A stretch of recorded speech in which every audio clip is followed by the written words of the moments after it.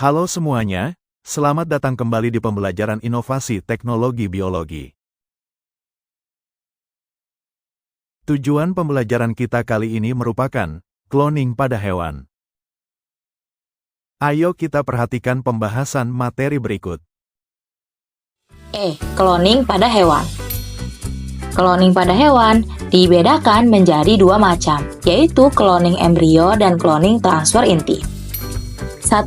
Cloning embrio. Cloning embrio merupakan usaha untuk menghasilkan individu baru identik secara genetik dengan kedua induknya tanpa melalui perkawinan secara alamiah. Dengan teknik ini, diharapkan dapat diperoleh hewan yang berkualitas baik dan berjumlah banyak dalam waktu yang lebih cepat. Cloning embrio dapat dilakukan pada hewan mamalia, misalnya sapi, kelinci, dan domba. Tahapan cloning embrio pada manusia atau bayi tabung. Sampel sperma dan ovum diambil dan kemudian dipekatkan. Ovum dan sperma difertilisasi secara in vitro di dalam cawan Petri.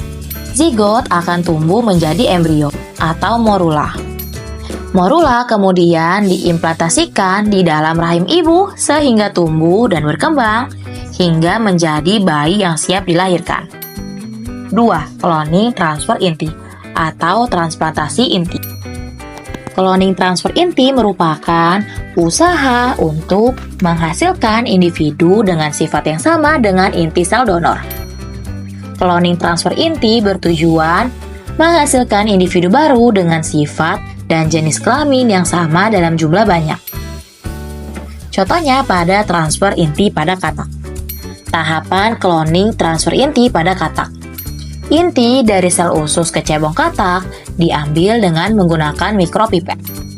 Inti tersebut ditransplantasikan ke dalam sel telur katak lain yang telah dirusak inti selnya. Sel telur dengan inti baru akan membelah secara mitosis membentuk morula. Morula tumbuh menjadi blastula, gastrula, dan seterusnya hingga menjadi individu baru. Contoh transfer inti pada domba doli. Tahapan cloning transfer inti pada domba doli. Sel telur atau ovum dirusak intinya dengan radiasi, dan sel somatik donor atau dari sel kelenjar susu diambil intinya. Inti dari sel somatik donor dimasukkan ke dalam sel telur dengan bantuan kejutan listrik. Sel telur kemudian membelah beberapa kali hingga membentuk morula. Morula kemudian diimplantasikan di dalam rahim induk betina sehingga tumbuh dan berkembang menjadi bayi domba yang siap dilahirkan. Domba doli hasil cloning transfer inti sangat beresiko mengalami penuaan dini, komplikasi penyakit, hingga akhirnya mengalami kematian pada usia dini atau sekitar 6 tahun.